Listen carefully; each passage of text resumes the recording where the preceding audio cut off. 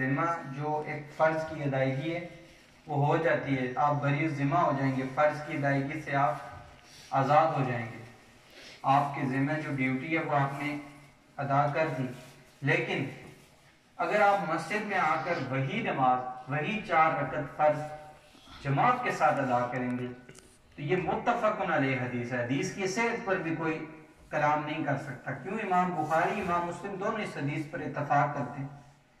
بے شمار کتب احادیث میں آئی ہیں، وقت کی قلت کے باعث میں سب کا نام نہیں لے سکوں گا، لیکن جس حدیث پر امام بخاری اور امام مسلم سیاہ ستہ کی حدیث اور پھر امام مسلم اور امام بخاری دونوں اتفاق کریں اس حدیث کو متفق علیہ حدیث کہتے ہیں۔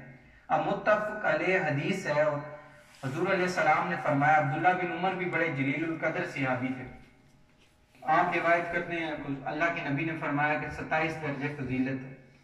سو ہمیں اس چیز کو انکریج کرنے کی ضرورت ہے۔ جو لوگ گھروں میں سن رہے ہیں، ہوپ سو بہت سے لوگ اگر نارمل ڈیز میں نماز نہ بھی پڑھتے ہوں تو میرا غالب گمان ہے، بلکہ اچھا گمان رکھنا چاہیے کہ رمضان کے مہینے میں میکسیمم لوگ نماز ادا کرتے ہیں، لیکن زیادہ تر لوگ شاید گھر میں نماز ادا کرتے ہیں، جو لوگ نارمل مسجد میں نہیں آتے۔ تو میں آپ کو ایک اور بات بتا دوں، میں جب یہ حدیث پڑھ رہا تھا میرے ذہن میں یہ بات آئی کہ کئی دفعہ ہوتا ہے کہ جو لوگ مسجد میں نہیں آ رہے ہوتے نارمل ڈیز میں، تو رمضان میں آتے ہوئے شرم محسوس ہو رہی ہوتی ہے ان کو، مطلب وہ اس لیے مسجد میں نہیں آتے کہ ہم چونکہ پورا سال مسجد میں جا نہیں سکتے، تو رمضان کے مہینے میں جائیں گے تو ذرا آکورڈ فیل ہوگا، لوگ کیا سمجھیں گے پورا سال ہم کدھر تھے، تو پھر وہ گھر میں ہی نماز ادا کر رہے ہوتے۔ ایسا کرنے والے لوگوں سے میں بڑے ہمبل ریکویسٹ کروں گا، اگر وہ مجھے سن پا رہے ہیں گھروں میں، کہ کائنڈلی آپ لوگ مسجد میں آئیں۔ آپ اس شرم کی وجہ سے یا اس ہیزیٹیشن کی وجہ سے اپنے ثواب میں کیوں کمی لاتے ہیں؟ آپ کیوں اپنے اعمال ضائع کرتے ہیں؟ گھر میں فرض تو آپ کا ادا ہو جائے گا، لیکن اگر آپ یہاں پر 27 درجے فضیلت لیں گے اور پھر فرض کو 70 گنا میں لے جائیں گے، تو یہ کم از کم جو آپ کے نارمل ڈیز کی نمازیں کسی حد تک ان کی تو کمپنسیشن ہوگی۔ تو کائنڈلی پلیز آپ لوگ کوشش کریں مسجد میں آئیں، مسجد آپ کو اللہ کے گھر ہیں، نہ صرف اس مسجد میں، کہیں بھی آپ کسی بھی مسجد میں آپ کام پر ہیں تو کوشش کریں کہ مسجد میں جا کر نماز ادا کریں، کم از کم آپ کسی حد تک آپ کی یہ چیز کور ہوگی۔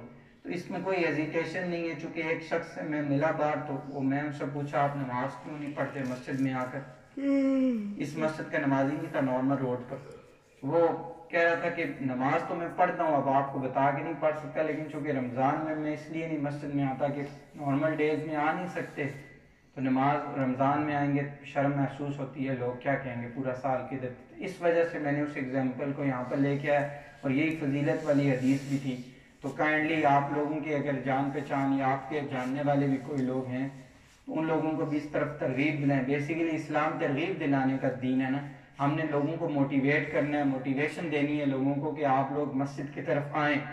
اگر کم ویسے تو پورا سال آنا چاہیے، گو کہ دوسرے اینڈ پہ دیکھا جائے تو یہ شرم کی بات ہے ان لوگوں کے لیے، لیکن کم از کم ہم کوئی اگر رمضان کے مہینے میں آتا ہے تو اس کو اس وجہ سے ہو کر پورے سال کی وجہ سے رمضان کے مہینے سے تو نہیں روک سکتے۔ جب وہ رمضان میں آئے گا تو ہم اس کو اس طرف راغب کریں گے تو اللہ تعالیٰ اس کو ہدایت دے گا اور وہ انشاءاللہ پھر مسجد میں آنا شروع ہو جائے گا۔ لیکن first and the foremost thing is that کہ ہی شوڈ بی ہیئر، وہ یہاں پر ہونا چاہیے مسجد میں، یہاں پر آ کر وہ نماز پڑھے۔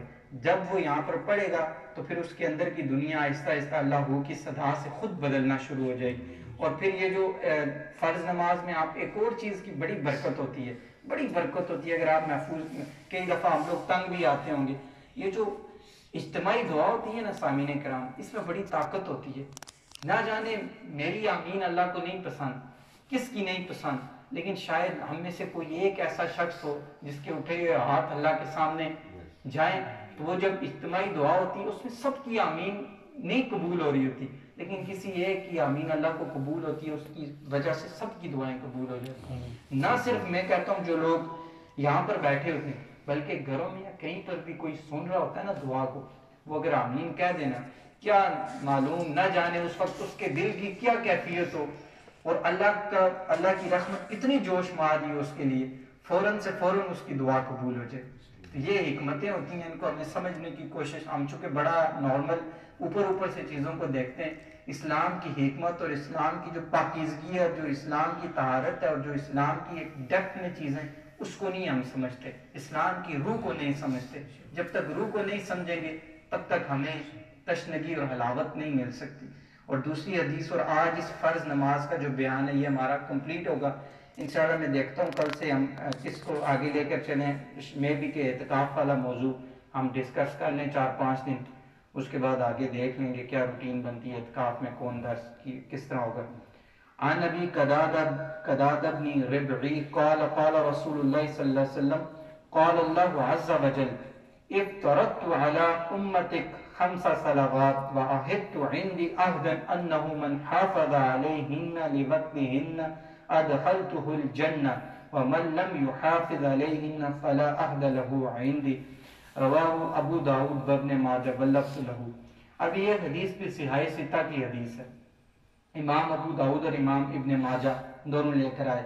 حضرت ابو قدادہ بن ربی رضی اللہ عنہ سے مروی حضور علیہ السلام نے فرمایا یہ حدیث قدسی ہے. اب حدیث قدسی کون سی حدیث ہوتی ہے؟ حدیث قدسی وہ حدیث ہوتی ہے کہ جو فرمان تو اللہ تعالیٰ کا ہوتا ہے لیکن بزبان مصطفیٰ ہوتی ہے، کہ حضور علیہ السلام کی زبان سے ہوتی ہے لیکن کلام اللہ کا ہوتا ہے. اب قرآن جیسے کلام اللہ کا لیکن ایگزیکٹ ورڈنگ وہی ہے جو اوپر سے نازل ہوئی. یہ حکم اللہ تعالیٰ کا ہوتا ہے لیکن زبان مصطفیٰ ہوتی ہے. حدیث قدسی اس حدیث کو کہتے ہیں. کئی بار آپ نے سنا ہوگا نا کہ فلاں صحابی نے روایت کیا حضور علیہ السلام نے فرمایا کہ اللہ فرماتا ہے.